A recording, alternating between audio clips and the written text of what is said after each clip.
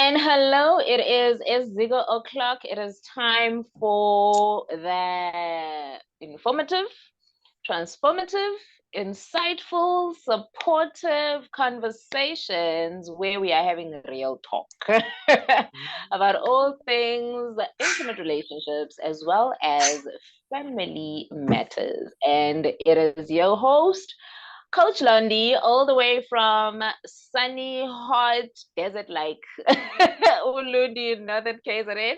And I am with my co-host, Antiwe, Coach Nu, all the way on the other side of the heat wave that we are experiencing in South Africa as we are ending summer. So hi, Auntie Nu. Hello, Coach Lundy, and hello to our viewers and guests to EZIKO. Welcome, guys. Yes, so let us jump in. And today we are talking about a real struggle. So, first of all, thanks to everybody who engages with us, who watches these recordings. It is absolutely great. We love hearing from you. We love supporting you in the ways that you are connecting with us. And yes, please do the liking, the subscribing, all of those things that the platform requires for you to be able to for us to be able to reach you and you to be able to receive. Having the notification buttons, all the buttons just press. We all don't understand how it works. We just know that it is how it works. So yeah, let's support each other in building this platform and making and spreading the word, making the circle bigger, so to speak. And yes, today we are tackling intimate relationships and we are talking about the struggle of navigating a breakup or even staying in a toxic relationship when just that struggle between, okay, I'm struggling to move on from a breakup or I'm struggling to move on from a toxic relationship. So we are focused on the struggle to move on, either after you've broken up or moving on in the relationship. So Auntie Nu, let's jump in with the insights and the emotional support. Whatever it is, they will take what they need. Let's talk about the struggle. Yes. So just to start off, generally breakups are tough. I don't think anybody has ever gone through a breakup and not felt the weight of it, the anguish. Because usually by the time you break up, you started breaking up sometime before that, it's just a matter of you putting on your shoes and matching out of the relationship. But you see the signs long before and you see that, oh, okay, this is not going to work. And this is after having tried several things to make it work. You would have changed the way you do things, you would have changed how you look, you would have changed how you speak, anything just to keep it going and make it work. And I think primarily the reason why breakups are so difficult is that you would get into a relationship with somebody that you like, who possesses qualities that you like, things that you were looking for, things that you are attracted to, even if it's not things that you were maybe initially looking for, but you grew to like certain things that they presented to you and you fell in love with that idea, that dream that they sold to you, right? The person that they presented themselves to be, and you would think, hey, why not? This is such an amazing person. Let me get with them and see where this takes us. Or this is what I've been desiring. This is what I've been praying for, even. Everything seems right in the beginning until things start going wrong. And that is the thing that keeps a lot of people stuck. When reality says, this thing is not what it was in the beginning. And despite all of the efforts, despite all of the change and all of the adjustments, it just looks like the most obvious choice is to leave this relationship. But what we do as human beings, because we are wired that way, is we live in hope. You live in hope that what you fell in love with, what brought you in here, will come back, because hey, what happened? You still believe that the version of the person you fell in love with will come back. You still believe that maybe if the situation, so we live in hope. So that is what keeps a lot of people stuck, number one, because you are just hoping that things will get better, things will change, things will go back to how they used to be. And yet, this car has moved, man, and it's still moving, and it's taking you to the exit point. And another reason is that nothing is ever 100% good and nothing is ever 100% bad. So even if things may be going wrong, even if things may have changed for the worst, even if the person may have completely changed from who they were when you started, there would still be aspects about them that you like, that work for the relationship. And so that is what most people would then say, okay, I don't like a lot of what is happening, but A, B, C, D, E, and F still works. This and that is still in place. And you know what? Other people have it harder than I do. So better the devil I know than just to go and have to start over, because we invest in relationships, we invest mentally, we invest emotionally, financially, even people just invest. That is just the nature of relationships. The third reason, people are just scared of going out and starting over on their own, because we hear horror stories about the dating pool every day. We see the news. Some are even as drastic and as tragic as people ending up being killed and all of those things. So people are just scared. It's the fear of starting over. It's the fear of the unknown. It's the fear, man, of, oh my gosh, after everything that I've put into this, now I have to go and start over again. Now I have to go and learn a new person all over again. And I had come to a point where I knew this one, I understood them. Okay, fine, there's things I don't like about them, but I know what I'm working with. So the task, the thought of having to go and start over, because you also understand that you won't be leaving this relationship and meet the right person the minute you step out. It's gonna take you kissing a few frogs, before you get to the person that you would feel, yeah, okay, this is the one, this one I can work on something with. So people are scared of that because it is daunting. It is daunting. So those are just some of the reasons, but the main ones that keep people in relationships, even if they are unhealthy, even if they are toxic, and even if they've left, it's the kind of stuff that when people think about, they go, yo, I know, let me just stay where I am. Wow. And it's really it's maybe more than anything in this part of the conversation, I would encourage that if you are that person that is in the position of feeling stuck, or feeling or uncertain about moving on, maybe what that looks like, maybe what that feels like. So you're just trying to figure the moving on thing out. Maybe reflect on a few things of, first, get clarity on where you are in these dynamics that Tununu has unpacked. Where are you?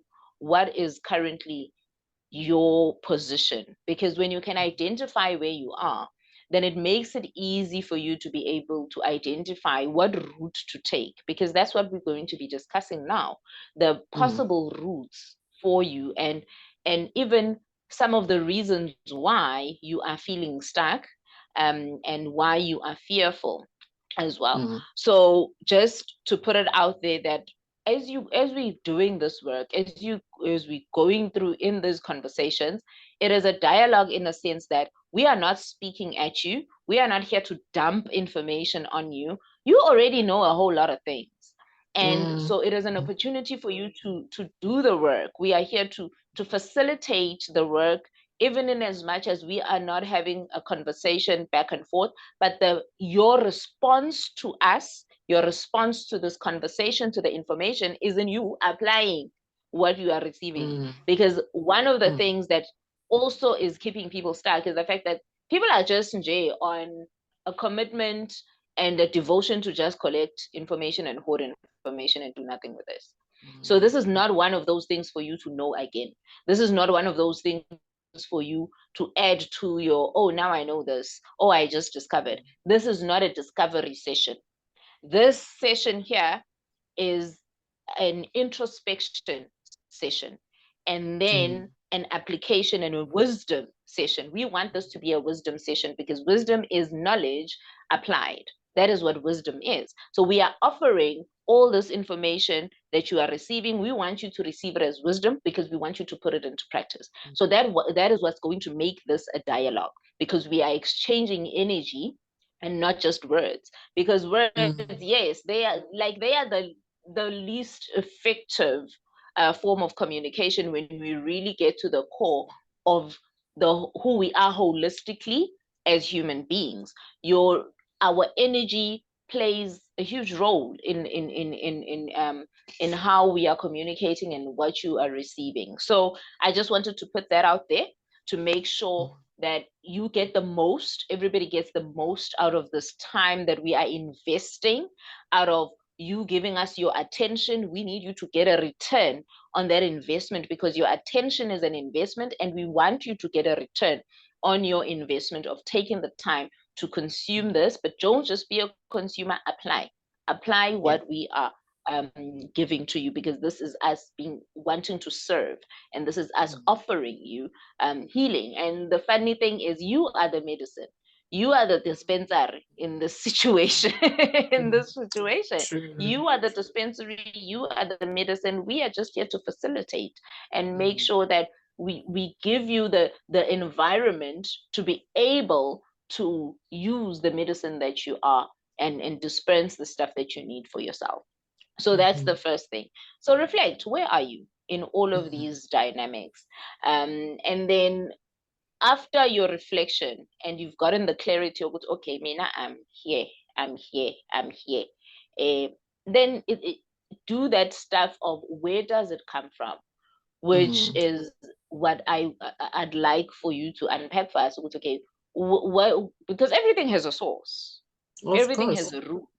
So why are we putting ourselves in these situations where our relationships are now an exercise of tolerance? That's basically what I got from all these dynamics, that okay, so now we just all involved in an exercise and a practice of tolerance. So how did we get here? Where does that come from? So when we are young children, right, we observe things. What is observation? Observation is simply just taking in your environment. You look at things, you see how people respond to things, you see how people react to things, you listen to what people say about certain things, right? And the combination of that forms a belief, right?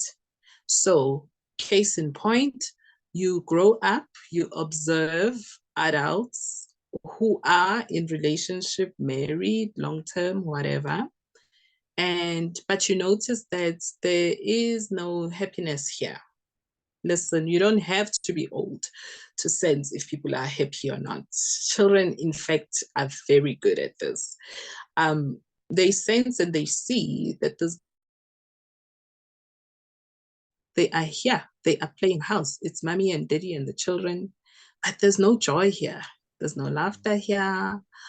It comes in trickles, once in a blue moon, there would be happiness in this household. And so that then forms a belief in your mind that this is just how relationships are. Who needs happiness? All you do is do the daily stuff. You coexist, and that is what relationships are. So that is part of it. That is one part of it, where we learn from observation, and out of that observation, we form beliefs. The second part is conditioning. Again, we grow up around people, we live with people who have things to say about relationships or anything under the sun, really. Okay. They hold their own beliefs about what relationships are and what relationships should be about, what they should be doing. So things like, as long as a man provides for you and gives you security, never mind what he does outside of the house. As long as he comes back to you, don't ask him where he's been. We even, this goes as far as, this is part of ukuyalwa when we get married. Angithi kuthi you never ask indoda ibuyaphi. Uyabona. If your woman, if for the men, if your woman can keep a clean house, she can clean, she can cook, she can do laundry, she can take good care of the kids. The rest really just doesn't matter, right? So these may be things that are said, but each time they are said and repeated, that is how conditioning is formed. That is the process of conditioning. They go somewhere. It's like planting a seed, and the seed is being watered by repetition, through repetition. Each time people repeat and they water that same seed, it grows and grows and grows. And so you are then, as a result, conditioned to believe that this is what relationships are like, should be like. Okay. Now, people, all of this happens at a subconscious level. What do I mean by that? You don't go around reciting and repeating all of the things that were said to you, but it goes, as I said, it sips into your brain. It comes through your ears and your eyes, and it goes somewhere below the conscious part of your brain that actually thinks and applies logic. Okay. You walk around, it's thought somewhere at the back of your mind that this is just normal. This is how relationships are, because beliefs become norms. That's what happens. And so when you are now at a position where you start looking for a relationship, how you then conduct a relationship will be based and informed by those conditioning methods that you received, the conditioning that you got, the beliefs that were planted into you about how relationships are, how the other gender is, how they behave, what you should expect, etc., etc., etc. And so that is why sometimes, even when people know that the kind of relationship I am in is unhealthy, because everything in me is saying, but this isn't right. This isn't how things should be going.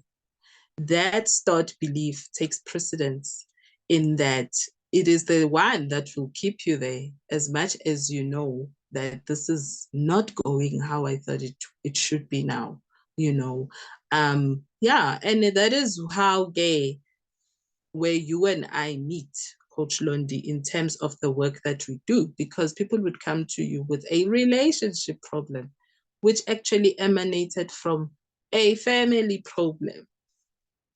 Because a lot of those beliefs and the conditioning that we speak of, and the observations and the perceptions that they've been collecting throughout their life, actually usually happens in the home, so that we now get a conflict between what I want versus what I know. That is the conflict. I always call it the dance between what I want and what I'm used to. Yes, and a lot of people yeah. are in that dance between this is what I want and this is what I'm used to. And what you're speaking about really at the core of it is a question of how were you initiated into love, basically. It requires, as I'm speaking in this and as we're encouraging introspection, it's a case of investigate how were you initiated into love, because until you are that person that is a match for the type of love that is fulfilling, you will attract relationships and people and circumstances that will reinforce the familiar. So it's not even a question of a true love is hard to find, all these I almost said bullshit stuff, all these distorted all these distorted perspectives that we have about love and relationships really are just the process of they are just the process of getting to that stage of fulfilling love and fulfilling the relationship. There is it's a rite of passage for you to be able, all of us, it's a rite of passage for us to all go through these struggles in relationships, because this is how we clean out the junk. And like you're saying, the imprints, and those imprints also may have worked back in the day. It was a healthy dynamic. It was a dynamic that was not distorted because the time allowed it for it to be like that. The level of human consciousness allowed it for it to be like that. It was healthy for that time. The time we are in and the consciousness level that we are in has changed. And so the requirements and even the experiences that we are looking for are no longer of that template. So the whole template has changed, the whole dynamic has changed. It's like once upon a time, people were swimming in rivers, and now we are all swimming in an ocean. It's a totally different landscape. And that's one of the things that makes it hard for most people to navigate relationships, to feel like they are succeeding in relationships, because even in that perceived failure, you are actually winning if you can see the struggle and go beyond it. Just for somebody, just seeing the distortion and the toxicity, that's a win, that's a win. But if you've been conditioned, or if you are trying to work in a template, it's like a shark trying to swim in a river. It'll believe it is failing, it is survive. No, there's a smart guy who said it nicely. Einstein said, take a fish and ask it to fly, or take a bird and ask it to swim, it'll go its life believing it is a failure. When we do not understand how things have changed and who we are and the dynamics and the landscapes that we are living in, relationships feel hard because we are trying to use templates that are outdated. That's the first thing. So in the ways that we were initiated into love, relationship dynamics have changed. The needs that we that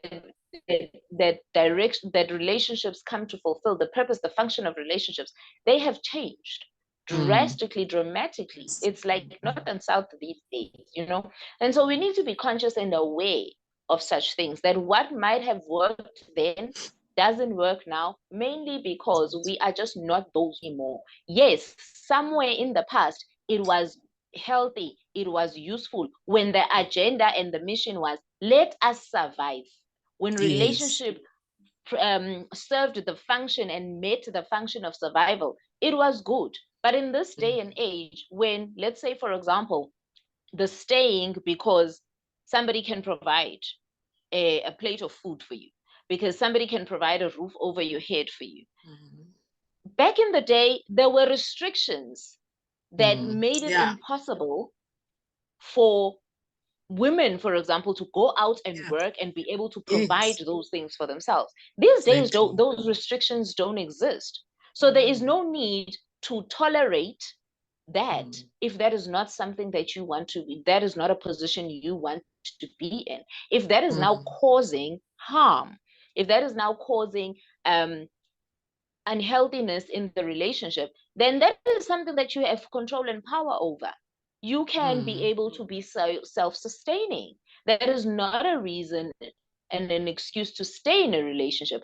Back in the day, it was a matter of, I do not have a choice. Now we have choices. So this is what I'm speaking about. This is what I'm talking about when I'm saying recognize when we are. Like when, in my coaching sessions, I usually ask the question, when are you? And people would get confused. What do you mean, when am I? I'm like, yeah, you need to understand the timeline that you are operating in. Because a lot of times we are trying to operate on a timeline with rules from a different timeline. So when are you? Recognize when are you? Because some limitations that existed in a previous timeline do not exist in this one.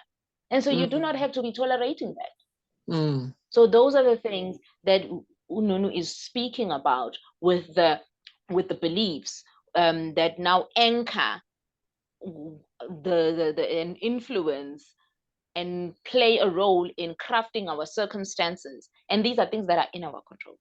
And so and another thing when Anunu that keeps people stuck is thinking that things are beyond their control. So one of the things that you are really going to get from this session is you have control over your circumstances.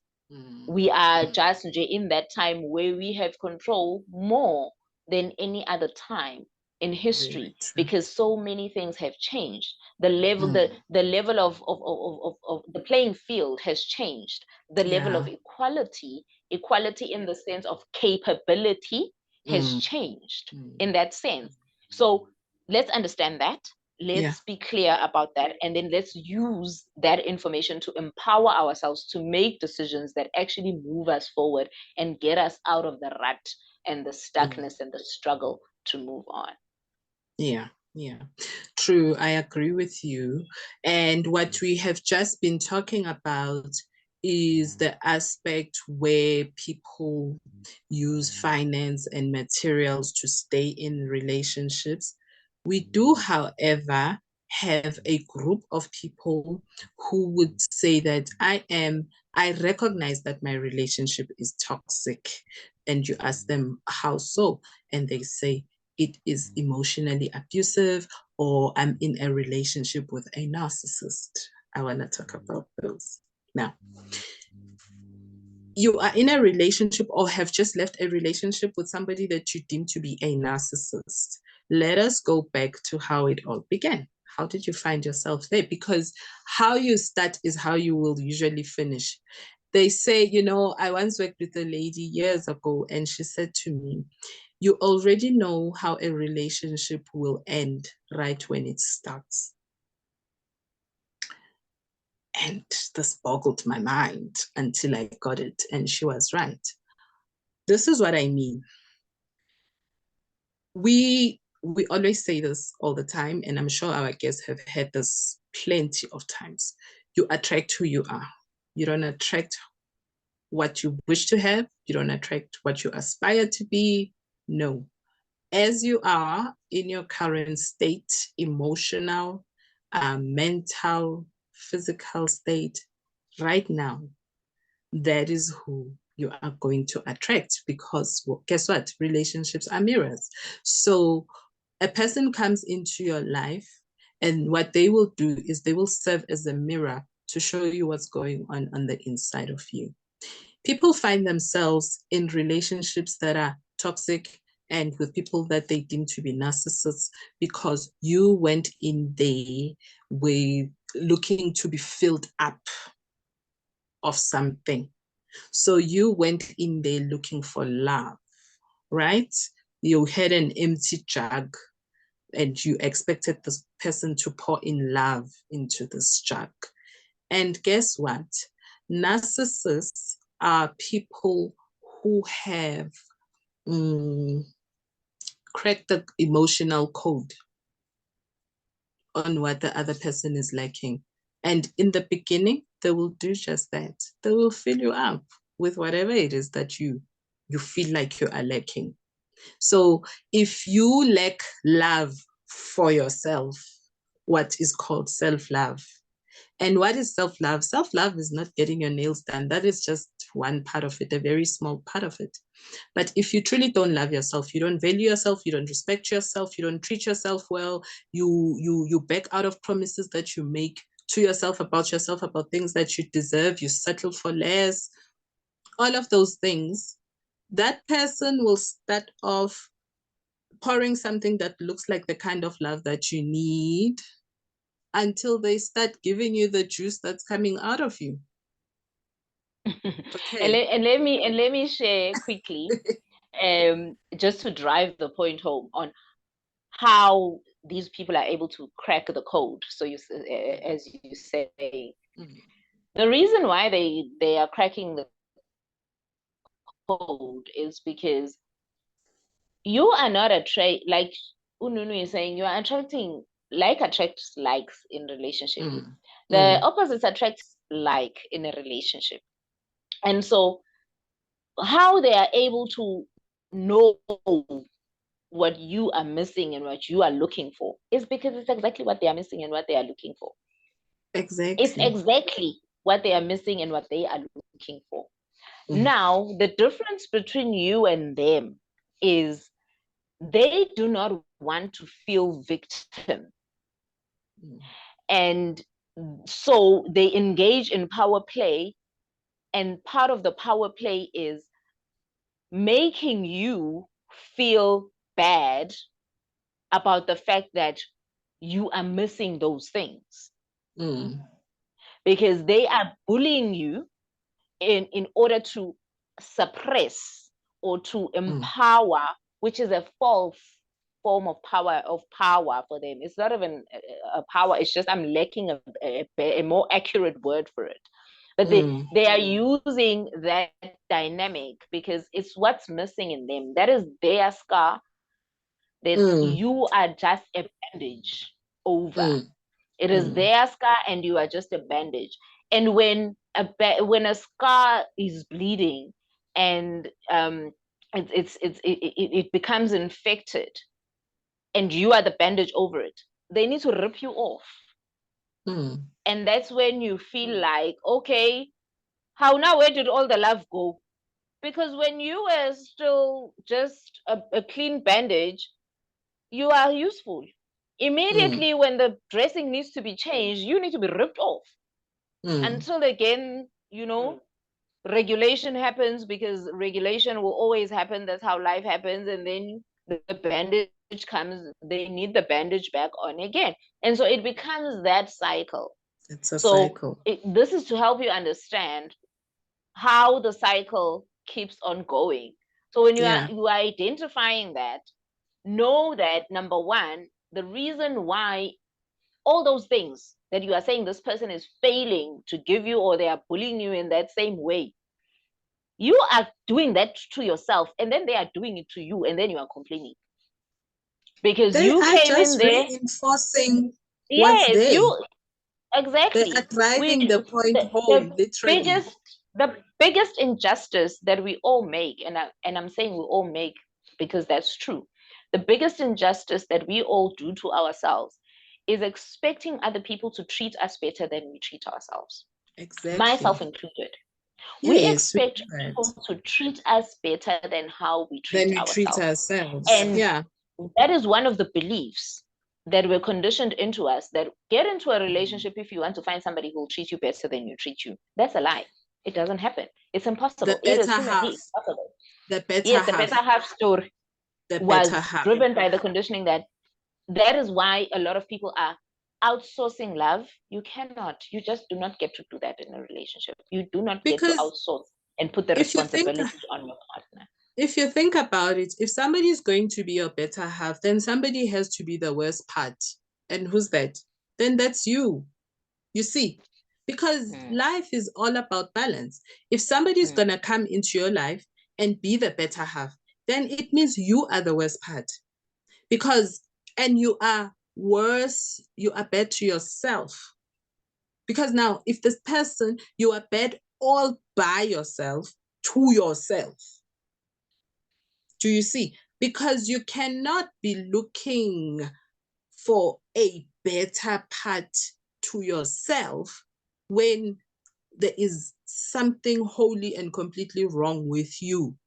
And basically, we are committing crimes when it comes to relationships, if you think about this analogy that I'm making. Because basically, when you are, that whole adage here, one rotten potato spoils the whole bag. You know you are the rotten potato, but you're looking for a healthy potato, the better part, to come and get rid of your rot, your badness. How does that work? If there was jail for relationship crimes, hey, a lot of us would be jailed. Hey? We A lot would of all us would be be in there. jailed. Because with that kind of thinking, you are admitting that there are parts of you that are lacking, that you need to work on by yourself to make yourself healthy. But you don't want to do that. What you do is you go around looking for innocent people to come and clear off the rot of you. That is the equivalent of being a vampire, basically. You are sucking the life out of your better half, whoever it is that's into your life. So, and I want to, this whole issue of narcissists, hey, because those things become popular. Before you go saying that your partner is narcissistic, guess what I said? You attract who you are. What are you as well? You are a narcissist as well, because your reasons for being with him or her were self-serving. They had nothing to do with love. They had everything to do with you. You wanted to heal yourself through this person. You had an agenda as to why you are with this person, why you are getting into this relationship. You are looking to tick off a box. You want status. You want the status of being with this person, of being married to this person. Because he or she is seen in a certain way, then by virtue of you associating with them, now where you get to share in that glory. That is a self-serving agenda. And that has got nothing to do with true love, real love. So before you go out and start accusing people of narcissists, take a mirror, put it in front of yourself and look at the other narcissist, the biggest narcissist there is, because that should be yourself. Because a lot of us, I said earlier when I Coach Lundi that, I want us to take this and use it as introspection. If you say that you are in a toxic relationship, the only thing that's going to help you get out of it is if you sit down and tell the truth to yourself about why is it, the real reasons. No, not the superficial ones. I loved him or her. He promised to, no, when? What is it? What was driving you to get into relationship with this person? What did you think by going into this relationship you would fulfill? What need of yours, what was lacking in you? There's a popular song. It's not my piano. Hey, there's other ones who came before my piano. It's a Sotho song. I think it's from Pitoribati. When you go to a shop and you want to buy something, but you are short, and then somebody says, what were you looking for this person? And therein lies your answer. And only then will you be able to leave that relationship for good. Because until you tell the truth to yourself about the real reasons as to why you got into this relationship, you will struggle.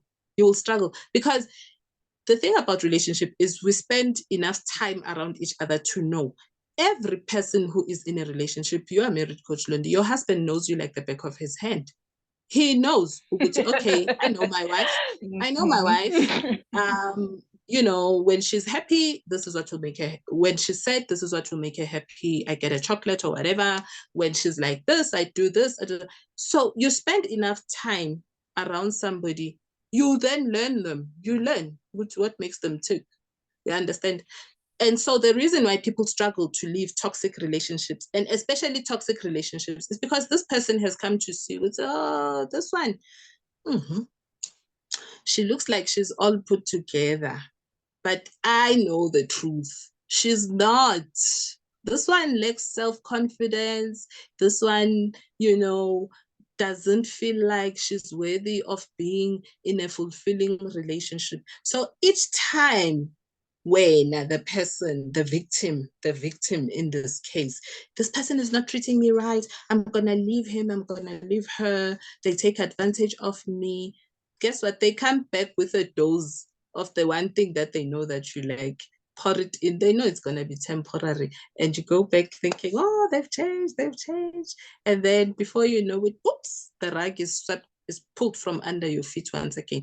That is what is called love bombing, because they always know and they can see, they can see, yeah, now it looks like the weather has changed. You know, when it becomes overcast and there's clouds gathering, which this time I can see with Hangati, she'll really leave, he'll really leave. And then they come and they do the one thing that they like. So if you get validation, so guys fall for this a lot.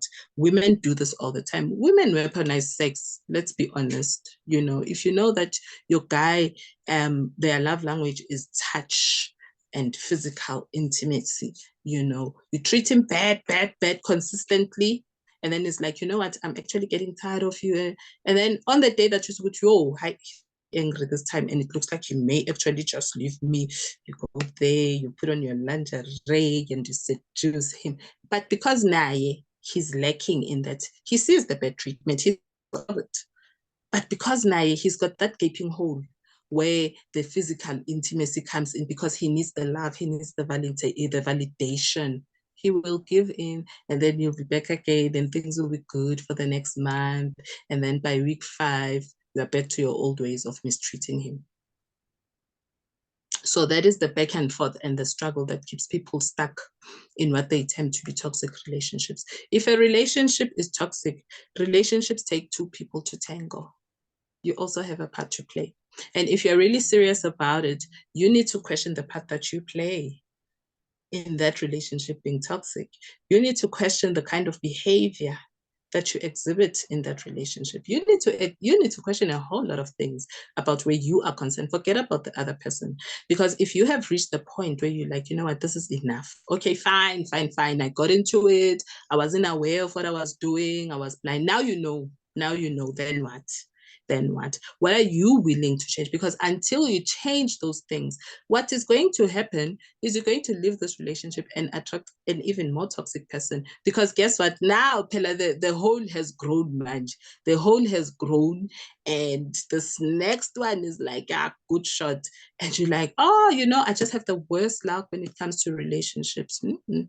You change who you attract the day you start changing who you are and how you are.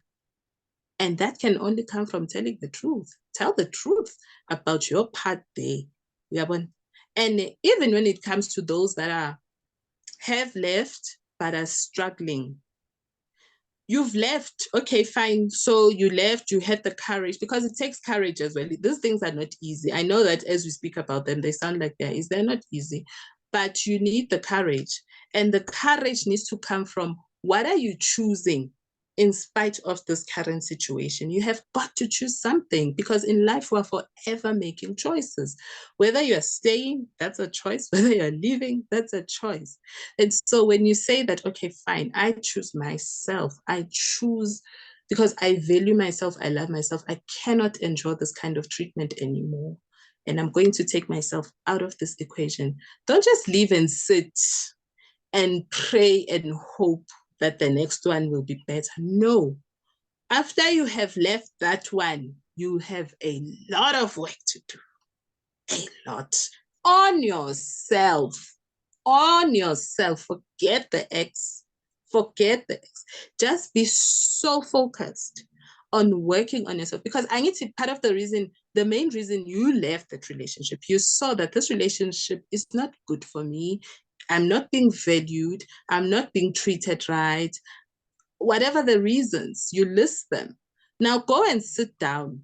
All of those things that you were saying are not being done right to you. Start doing them to yourself, for yourself, by yourself. So that when the time comes for you, where you feel that you are ready now to move on to the next relationship, you have changed, you have leveled up. And that is the only time that the type of person you attract will be what you want, because you would have raised yourself. to the level and the standard that which you require. Because remember, we attract who we are. If you treat yourself with love, if you treat yourself with respect, if you value yourself and you see yourself as somebody that is worthy and deserving of being loved right and being treated like a decent human being, where common decency is just standard, not because you're in a relationship, no, where common decency is just standard, that is the kind of person you will attract. But you cannot do that if you are still unwilling to go to that part that hurts as to why was I putting myself through that type of behavior. It's only when we tell the truth that you're going to be set free from the things that shackle us and keep us in bondage, because people can only come to just confirm what is already happening in our lives. They can never start something because they need your permission. Even with the confirmation, they actually need your permission to do so. So we really, it's a very tough conversation to have with oneself, where ngesizulu bathi uzunuka amakhwapha. You absolutely have to. You can't be pointing at everybody else. When you farted and you start looking around, you know very well that it's you. This is it. Before people smell it, because you have already started, and you're like, oh, what is that? No, mama. It's you, papa. And only then will things start changing in your life. And only then will you start having courage to leave a situation that would seem impossible. Because it seems impossible if you're still lying about it. It seems hard if you're lying about it. I can't leave because I don't work. Have you tried looking for work? No.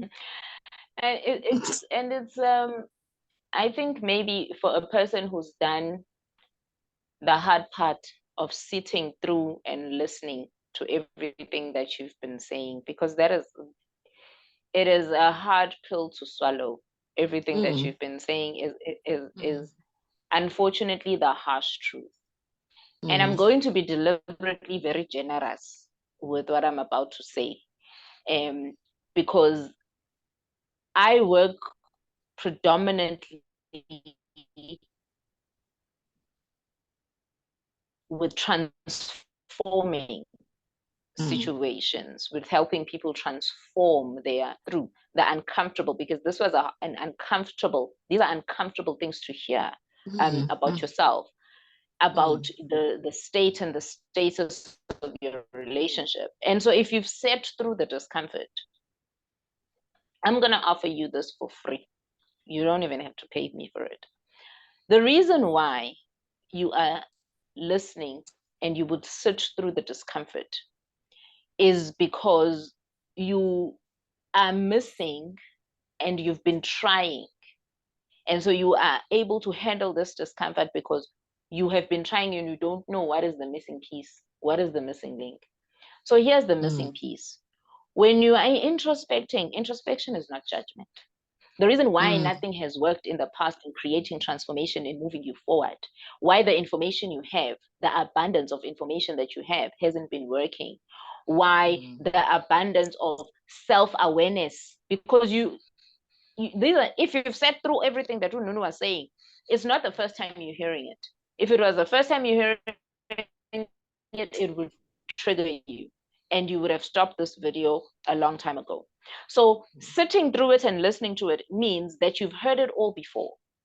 So if you've heard it all before and you had to hear it again, it means that there is something that you don't know that you need to know. And the thing that you don't know that you need to know is the way that you are receiving the information and the way that you are doing what you call introspection is actually judgment and criticism. You are judging your circumstances, you are judging your relationship state and status, you are judging your partner, you are judging yourself. That is why it doesn't work. That is why we have jobs, because we can guide you to do proper introspection, eliminating the judgment, removing the self-criticism, removing, clean introspection, so that your self-awareness finally works for you, so that your awareness and your consciousness of the toxicity finally works for you. That's why coaches exist. That's why we have jobs. That's why we are here, because you need help. You have taken yourself as far as you can go. All the information you collect, you do not need another person, another Nunu telling you what's going on in your relationship. You don't need another person telling you what's going on with you. You already know the stuff. But the reason why you haven't gotten to the other side of where you want to be is because you do not know how to use the information. And that's why you investing in coaching, that's why investing in the guidance of experts and professionals that know how to help you use the information is what you need in order to move yourself forward. So what's been missing for a lot of people who sit through these conversations time and time again is that aspect of, you don't know how to use the information that you have in order for it to work. You don't know how to use the self-awareness that you have, the consciousness about your relationship that you have. You don't know how to use it. You are just taking oh, I know that, and you become content in saying, oh, I know my relationship is toxic. Oh, I know I deserve better. You become content in knowing those things, in being aware of, I deserve better. This is not right. This is not healthy. You receive contentment in that. And you're not here for that. You're here for fulfillment through the relationship, not contentment around your awareness of your circumstances and your situation. So really, this is not a scolding. This is not, it's literally just a calling out. Like, okay, we are going to call an elephant an elephant. Listen, this is an elephant. It is just what it is. We cannot pretend it's a monkey or a baboon or a cat anymore. It is what it is. We need to deal with it accordingly.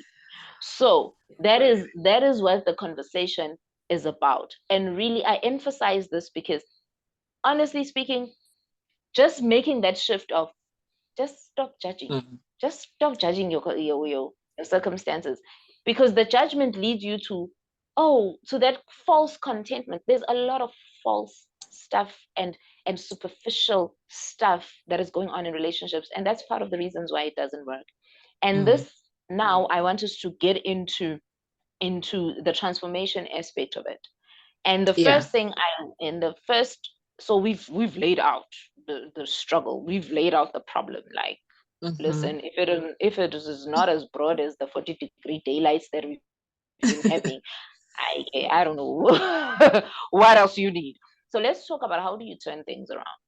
And I want to highlight why you even are feeling the urge or the need to move on, and you are calling it a struggle, because there's the urge to move on. It's not a desire yet, it's a need, because when it's a desire, it feels totally different.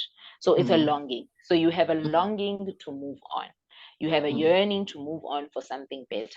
Where does this come from? Two things prompt a longing for moving on or for change and transformation. And these two things, the one is acceptance and growth.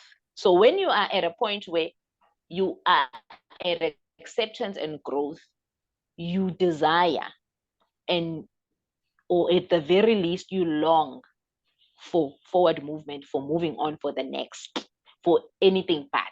That's the first thing. And then the second thing is denial and disbelief. And denial and disbelief is where a lot of people are stuck, that we are talking about in context to this relationship. Because the moving on and the struggles is a struggle both sides. Acceptance and growth, there are struggles, but there are different struggles than the struggles we are addressing and talking about today. And the struggles we are addressing and talking about today are the struggles where you are in disbelief and in denial about the circumstances, about the state, about the status of your relationship. You are on some, I know this cannot be happening to me. I am not those people that this gets to happen to. Fairy tale gone wrong. Yes. You are feeling victimized by relationship, the entity. You are feeling victimized by your ideals and your beliefs. You are feeling victimized by your expectations. Like, how can they do me like that? Like, really? How can my fairy tale and my dreams and destiny, if you're in the master class, you would have heard my story where I was sharing how destiny just failed me and did me wrong and did a number on me. If you were not in that master class, shame on you.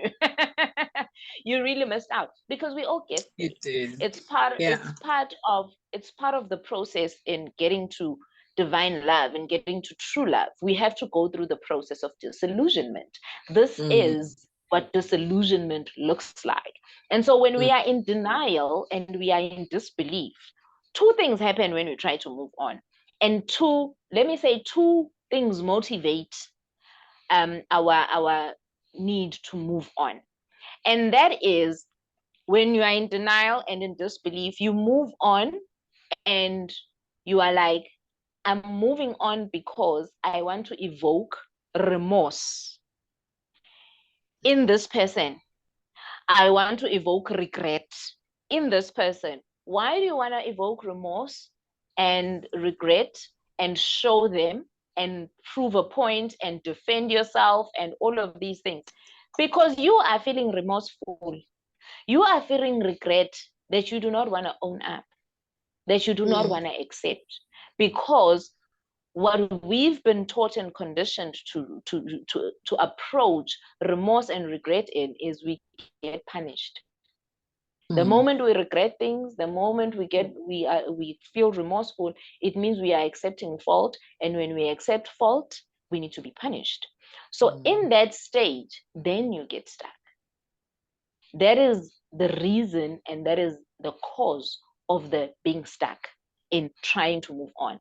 So now it's time to assess, what is it exactly that what is driving? What is the driving force? What is the energy behind this trying to move on? If the trying to move on is to prove a point, if the trying to move on is to defend your integrity, your ideals, your whatever, if it is trying to protect, and then you are not at a state, that's not the work you should be doing. You need to redirect the energy. You need to redirect the energy to healing. You need to redirect the energy, and healing requires nobody's permission, by the way. You can heal wherever you are, whenever you are. You require nobody's permission. You do not need to declare you and you think. Really, that's just what it is, you know. And so, looking at those things, at what is the motivation behind this need to move on? Yeah. What are you doing? Are you trying to prove, or are you, because when you are moving on to express your acceptance, when you are moving on to express your growth, it's a totally different experience. Yes, there are challenges. Yes, Yeah. there's hardship that you're going to face, but the experience is fulfilling. The lack of fulfillment in your attempt to move on is based on the fact that you are in denial and disbelief. So what do you need to do? It's a process of healing. It's a process of grieving first, grieving the ideals, and accepting the fact that, oh boy, you've been disillusioned, because it happens to all of us. That's why It we are able to does. have conversations about it, because we've been there, experienced that, done that, got the t-shirt, moved on.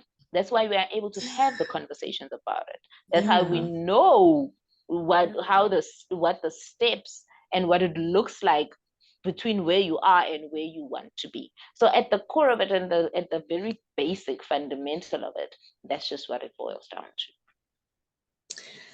Another thing that I want to point out, ne, is that, okay, number one, the people that you are referring to who are in denial and disbelief, a surefire sign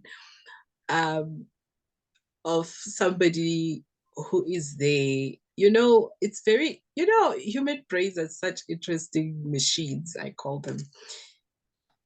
You are in a relationship, it stopped working long ago, ne? It's dead, it died, just needs a burial, you know. One, and life is kind. Life is abundant in that it will keep throwing out signs and clues to you. So what will happen is that the person who is in that relationship, but because of the disbelief and the denial, you will come across lots of people who are in situations similar to yours. And you will be the one going, I don't understand why they don't leave. Pella, that thing is dead and buried. That's life giving you signs. And you would even take it upon you to help this person see how this relationship is not. So I'm sitting in my own baula, as they say. I'm sitting in my own dead relationship, and Londi comes and talks about her relationship and her struggles, and I'm sitting on some. I can't believe you're still there. I can't believe you're sitting through that, tolerating that, enduring that. No, no, no, no, no. You know what you need to do. And I even come up with plans to help you exit the relationship. Guess what? As I'm pointing to you, all the other fingers are pointing back at me. That's life giving you signs. It's not a coincidence that you suddenly find yourself around people who are in similar relationships, because remember, like attracts like. You attract who you are. So the fact that you are still in judgment of the other person, it means you are also judging your own situations, like you were saying, Coach Londi. So remove the judgment, see the similarities, and ask yourself, see yourself in the other person, but why aren't they leaving? Why am I not leaving? Oh, that's part of the clues being given to you to say, hey, wake up. You can do this. You don't want to end up like this. Maybe they are far worse than you are. You don't want to get to where they are, you know. So take that, because that's what happens, and that's why sayings like misery loves company, because you'll find people being grouped together, exchanging their battle stories about how toxic their partners are, blah blah blah blah blah, and they are missing the opportunity to say, but what can we do to get ourselves out of that? That's the missed opportunity. Misery does not have to love company, because guess what? The opposite is also true. Love also loves company. So if you are gathered around people who are going through the same thing as you, rather than sitting there and turning it into a partner bashing session and comparing notes on just how abusive and toxic they are, ask yourself, what can I do? What can we do to get ourselves out of this situation? And the other point that I want to make is this: if you feel hard done by somebody else in a relationship for whatever reason, this person is not treating you right, person is takes me for granted, like I said earlier, guys, this person doing these things to you simply means you are doing the same to yourself. Take the power back from them and pour it back to you. Living a toxic relationship or struggling to leave one or move on from it is such a self-full action. It has to be all about you. You cannot be wanting to exit prison. La uplena a prison break. You cannot still be caring about the inmates that you are leaving behind. Gooby, gooby, gooby, gooby, gooby. It's an emergency. All the lights are flashing. It's a matter of life and death. And when I mean matter of life and death, for other people, it's very literal, because it's a matter of them living or dying in the hands of these people. But for other people, it's an emotional death that I'm speaking about. Because the longer you stay in a relationship that breaks you down, that is abusive, that is all of the things that are, you die each time these things are done to you. You die. You are going to end up being a zombie. You are going to end up losing your mind. You are going to end up just having completely lost yourself. So, yes, it is a matter of life and death.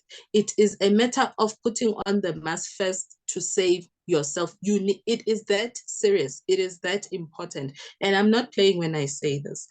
I'm speaking from personal experience, because what happens is that we get so entangled into these relationships that we completely lose sight of ourselves. We lose ourselves completely. We cannot, and this is the major reason. When people say, I'm scared of starting over to learn a new person. No, you are scared because you no longer know who you are without this relationship. This relationship defined and informed the person that you are. Oh, what am I going to do with myself now? What am I going to do if I live here? You have completely lost yourself. And relationships were never meant to be like that. Relationships were never meant for people to stop existing individually and fuse into one thing where you forget what was my favorite color, where you have to look to your partner to ask, what's my favorite color. That's not a healthy relationship. It's a matter of life and death. And each time you get the clues and each time you get that knowing and that urge, that tug in your spirit when you are being mistreated and you're like, you know what, I deserve better than this, please follow it. It's not going to shout. It's going to come as a whisper, because the stuff that is shouting is the stuff that has gotten you where you are. The stuff that says they are all the same, there's even worse people out there. That's the stuff that's been blaring the loudspeakers in your head. No, but that's one little voice that keeps saying that I shouldn't be treated like this. I shouldn't have to live through such things. That is what I mean, because trust you me, there is nothing as worse than having lost yourself. It it is, people literally die. And I'm not playing. People die. When you have lost yourself, endured so much abuse and put yourself through it and allowed yourself to be in that position where somebody, victimizes you to the point of you feeling like you are nothing. That is death. The fact that you're still breathing in and out, you are dead inside and you will have nothing to offer to anyone. So you need to save yourself. You need to care. And when, that exercise, when a coach learned, it becomes very challenging for people, because people who put themselves through this have been conditioned and have grown so accustomed to be people pleasers, to please the other person, to care about the other person, that they end up not knowing how to keep themselves alive emotionally, mentally, spiritually, even physically in some instances, But when you are absolutely serious about leaving this relationship and changing your whole narrative around relationships, it needs to be an exercise of complete, and I don't want to call it selfishness. It needs to be a complete exercise of selffulness, where your only job and your only focus is to fill yourself up until the brim, until you are overflowing. And if you feel that you have not reached the brim, you're not done. You have no business being out there looking, because guess you'll continue going back, because the little bit that's still missing, you'll still need somebody to come and and we don't want to repeat that anymore. So it needs to be such a full act where you fill yourself up. I've taken a sip. And here's where I just want to highlight this fill yourself up thing, because this is something I've noticed in my experience and with the people I work with, because I work with people who've tried so many things for very long periods of time. Like people come to me after, yay, they've been around and they've been trying. And by the time they come to me, they even are feeling like they are failing, because they know what to do and they've been doing. Like Nuno is saying, fill yourself up. So you go and you look, what does it mean to fill myself up? And you discover all the things you discover. Here's where it doesn't work. Yeah. Fill yourself up does not mean do it by yourself. Yes. This is where people make a mistake. Yeah. Because fill yourself up does not mean go into isolation. It doesn't mean, the Know Your Worth Club. there's a shadow side of it where the Know Your Worth Club has become about isolating yourself and leaving toxic relationships to prove that you know your worth. That is not how it works. The Fill Yourself Up says, get the help and the support you need in order for everything that you are, because there is nothing wrong with you. There is nothing you are missing. There is a whole lot of misdirection and there's a whole lot of mistaking things. There's a whole lot of misdirected self-love where you are ingesting things and they are not working because maybe you have not prepared the environment correctly. You haven't sterilized the tools. You haven't done that. Because an analogy I always like to use is it takes one woman to push a baby out, but it takes a team of doctors and nurses and a whole hospital for a baby to be born successfully. Even if you are giving birth at home, you are not alone. There is never a time in life where we are meant to walk the path alone. And I think that's one of the things, maybe even in the language that is used in the personal development stage, that creates that sense of, I need to walk it alone. Yes, that just means taking personal responsibility, not isolating yourself to the degree of being alone in the process. You will always need support. That's how we are designed. It will always take a village for us to do anything in life. That's why we need relationships, because we need the mirrors. Without that external ability to be able to reflect back to us, we just will not know what we don't know. And it's the same with our healing journeys. It's the same with our transformation journeys. We will always need help and support. And the reason and the level of help and support and the urgency at which we as human beings need help and support has made advancement in life to have things like this session where Ununu is all the way in Gauteng, I'm all the way in KZN.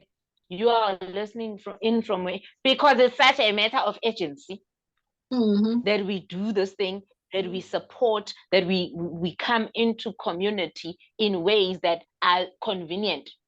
That's just like how God is saying, listen here, if I have to come down from heaven, this is literally how I'm doing it. You know? True. So the walking and the doing it alone, especially in relationships, DIY just doesn't work. It just doesn't work. In relationships, DIY just does not things, but not in this entity that we are talking about. So you need a village. You need the help. You need the support. Nothing in life exists in isolation. Nothing. Nothing. You are one body that has trillions of cells, that has however many pieces of hair, that has however many teeth, you have 2 eyes, you have multiple of everything, because that just get the message already. There's no by yourself in Klabin. Yeah. It just doesn't happen. So this is why we are having these conversations, and we can talk until the cows come home. But if you do not understand and accept that you need support, this is just going to be another thing that you take and you pack away, and it will create problems for you in the future, because you will owe yourself the fact that you know. You can't unknow. Yeah. You know, the other thing that I want to emphasize on, Coach Lindy, about needing support after, even as you are contemplating, you know, is because, like, you know, two are always better than one, more even better sometimes, you know. When something is your own, when this is your own situation, remember that your view of it is very much distorted at times. you know, a person like myself or Coach Lodi to help you see blind spots that you may be missing, you know, blind spots about the journey that you are planning to take, whether that is leaving or moving on. You know, it always helps. And you always need that other voice and person to say, because sometimes you think things are so bad. And this person's like, no, they're not. Yeah, so there's a few clouds, but look, the sun is out. You know, you need that. It's absolutely important. Because also, in our Coach Londi, what tends to happen, you know, for people that find themselves in relationships that are toxic, is that for the longest time, you know, so now you just put your head down and your entire focus. And this is also a major reason why some relationships become toxic. Not that the people in them are toxic, but some relationships become toxic because of the conditioning. So that thing of the two shall become one. And disclaimer, that thing is not wrong. It's not wrong. But in a different context, does it make sense? It does mean, like I said, it does not mean that you cease to exist as an individual and you become this one thing that can now be separated. No. But because people get into relationships and they become so into them that they stop allowing the oxygen to come in from the outside.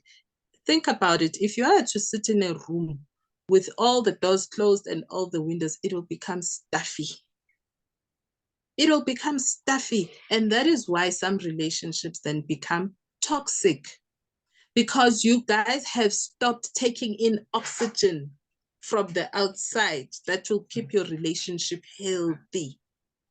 You understand? So sometimes it's not to say, and I think people fail to make the distinction between, is the person toxic or is the relationship toxic? But one thing that I do know is that the relationship is a sum total of the two people that are involved in them. So if the relationship in and of itself is toxic, then both of you have become toxic because you have adopted traits that have made you toxic. And as a result, each time you breathe out, you emit this carbon dioxide, which will make this relationship to be toxic because you're not allowing in the oxygen. You see? And that is one of the mistakes that people make. And that is when the disillusionment will then come, where you feel like, yo, you know what, let's just part ways. Because had you opened the door a little bit or the window in the form of engaging with other people who are in healthy relationships, you would then understand that, no, actually, no, you know what? That's actually quite normal in a relationship. We all go through those struggles. The difference is in how we handle them. We understand that's oxygen. That's oxygen. You know, where you learn that, oh, okay, maybe some things are normal. Even some things do happen to couples that are in healthy, loving relationships. But because you did not leave the room open to acquire the tools that will help you keep this thing breathing, because remember, it becomes an entity and it becomes a being. A relationship becomes a being that governs the two people that are in it. So okay, it's fine. The damage is done. You decided I want to leave, I'm out, or I want to move on from it. Don't repeat the same mistake of isolating yourself, because life just doesn't work that way. We always need to adhere to the rules of nature. Everything is connected. We need each other. We need people. We need help. We need all sorts of things to stay alive. Just you on your own, being able to breathe and out, in and out, takes so much that is going on inside of you. It's just that you don't get to see it. But the same goes for relationship and the same goes for individuals. And so if as an individual, Wena, you are on life support, but you are not aware that you are, and you meet up with somebody else now who's on life support, yeah. Well, so in your journey of healing, do not repeat the very things that got you to be in a toxic state. Change up, switch up, the way you used to do things, so that you can receive life, so that you can receive the sunlight, so that you can get to breathe in the oxygen that is abundant and available. And in that way, you would be more successful in your healing, you know, than if you were to keep yourself isolated and hoping that you would come out whole. Because, like you said, it doesn't work that way, you know. And also, Pella, you also need to go out and apply the knowledge and the wisdom that you've been collecting and see, have I healed? You know, it doesn't mean expose yourself to danger, no, but at some point, you have to stop being scared. You have to stop being afraid of attracting the same cycles again. Because the beauty also is that the more you step out and you're like, hey, this looks a bit familiar, it gives you more clues to work with to say, oh, I still have work to do here and there and there.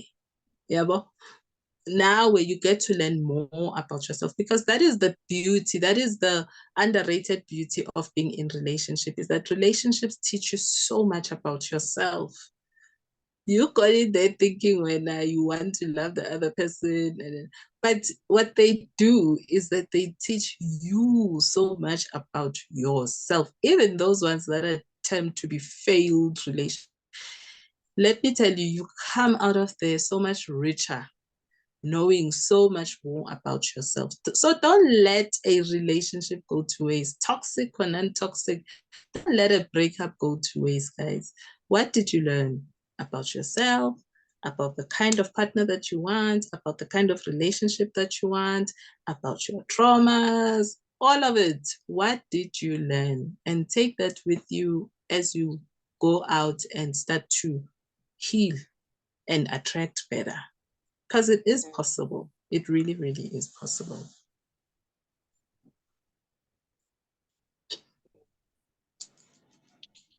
And just my closing piece is two things. Is because that is the function of toxic relationships. They offer, literally, they are an opportunity for healing. They are a calling for healing. That's just what they are. Oxygen is the thing we take in so that our body is healthy. Toxic relationships are the relationships we enter and attract and get into when we are ready to heal, when we are vessels for healing. So you are already ready to receive the healing. You're already ready to have the transformation happen. It's just you don't know what you don't know about how to get that done, about maybe even how it looks to be healed. So you need help in that. And that's why we're having these conversations. That's why we are putting. So these conversations are literally us putting up signs to say, we are here to help you. Basically, what we are doing in this entire time that we happens in these types of conversations, in these types of offerings that we have as coaches and as people who work as healers of hearts and all of these things, is the people who consume this information. If you are going to be consuming such information and attending master classes and listening to these conversations and looking for knowledge, because you want to keep reciting your problems and rehearsing them, and you are wanting more and more validation on, yes, this is what I know, this is what I'm aware of, yes, I'm right when I think this way, I'm right when I see that. If you are looking for validation through these things, and you are here to recite and rehearse problems, and you are thinking, yes, you are doing the work because somebody is talking about it, because you are aware of it, that does not create transformation. You will listen to a million of these. 5 years will be down the line, you will still be searching YouTube, you will still be following people on social media, you will still be liking posts, you will still be zero to low transformation, because you are using this again you are misusing it in the same way that you are misusing your relationship if you are failing to receive the healing, if you are in a toxic relationship, if you are failing to receive the healing, if you are struggling to move on after a breakup, because this going back and forth, and people have beautiful names for it. Oh no, it's a twin flame encounter. It's a what? No, it's your resistance to healing. That's what it is. All these fancy names and all these soulmate types and all these woke words and that we are using, and personal development jargon that we're using, listen, everything boils down to its simplest core. And if you are in a relationship that is unfulfilling, it means you are still walking on the path of healing. And even when you are in a relationship that is fulfilling, you will still be walking on a path of healing of a different level. Whatever level that you are on, you will still be walking that path. So whether you are fulfilled or unfulfilled, what we are wanting to do is, if you walk out of this life, because here's what another mistake is, we're thinking that things start and end with our existence here in this timeline on earth. If you exit this life unfulfilled and unhappy, you are still going to have a problem even in the afterlife. We may not be able to tell you what that is and how it's going to look like, but you're not going to leave that discontentment here. Oh, it is yours, darling. It is yours. And now that's a whole other conversation, but that's just an FYI. And the attempts to inspire you and to motivate you to get the help you need. You have taken yourself as far as you can take yourself. Your intellect, your awareness, your reciting of the or your validation has taken you as far as it can take you. From here on, you need help, you need support. That's my closing. Auntie Nu? Well, in closing, so you are in a toxic relationship for a reason. And I'm not saying you deserved what you went through, but you were in a toxic relationship for a reason. And that reason was to awaken. And awakening to what? Awakening to the conditioning that you've been living by, awakening to the beliefs that you have held, whether that was formed through observation from how you grew up or your environment. So now that the toxicity has stopped working for you, the next step for you to do is to take accountability and responsibility in the form of getting a coach Londi or a coach Nunu, so that you help yourself to uproot those things so that they don't become this vicious cycle of your life. Because these things, unless we get to the absolute bottom of them, they don't heal, they don't change. It'll just be same script, different cast. So give yourself the gift of healing by getting people who are trained and who are knowledgeable in these things, so that you may uproot and you give yourself the opportunity to transform your life, because we are all about transformation.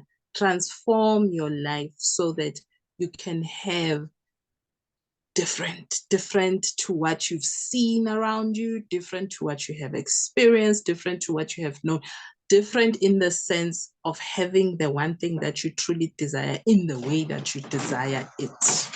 It is the only way you can do it.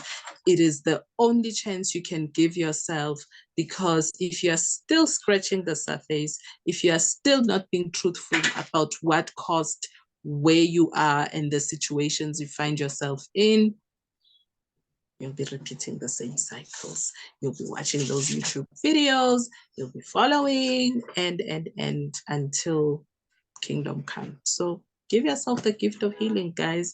Employ whatever strategies need to be employed to fill yourself up, because you are worthy.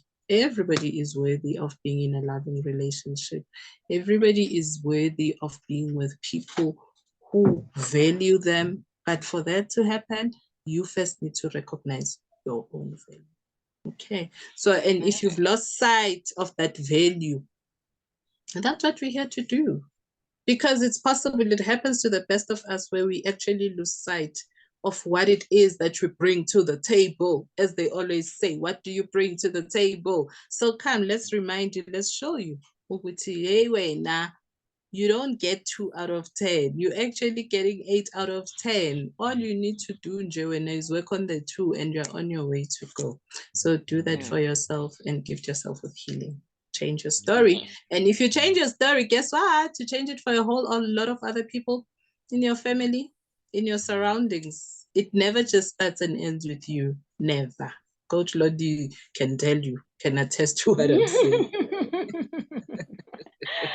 Exactly, guys. So, and that is why we create our EZIKO Live conversations in person, where it's a workshop style conversation where we're not just having these conversations online, but we get together in a room. We get to give you the strategies, to apply the strategies, and it's full day events, live experiences. You get to be with us in the room. We get to talk about what is going on with you, and you get to get personalized coaching. And so you can start getting on the waiting list for our next event. If you need to do that, email us and we'll put you on the waiting list, because we are preparing for our next event.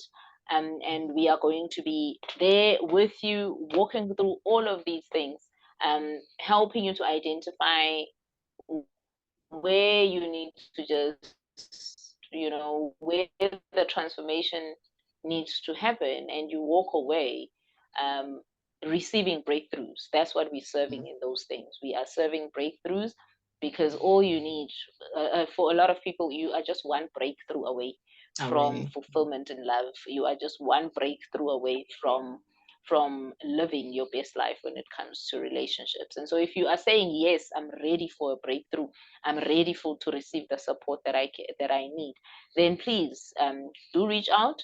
We'll leave details below in the description, and then you can join us in our upcoming EZIKO Live event, where we are going to be administering the solutions that we are talking about, where we will be giving you the support that we are telling you to give yourself, to allow yourself, or give yourself permission to receive.